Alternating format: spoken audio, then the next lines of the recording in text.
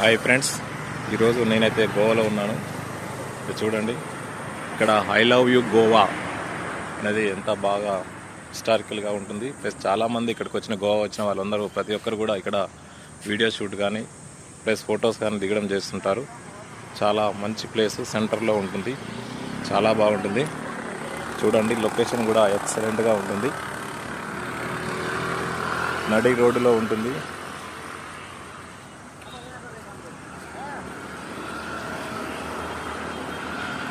చాలా ఆహ్లాదకరంగా ఆనందంగా ఉంటుంది ఈ సాయంత్రం పూట. ఇక్కడ గోవాలో మంచి ప్లేస్ అండి, బెస్ట్ ప్లేస్ అండి, అందరు కూడా విజిట్ చేయొచ్చు.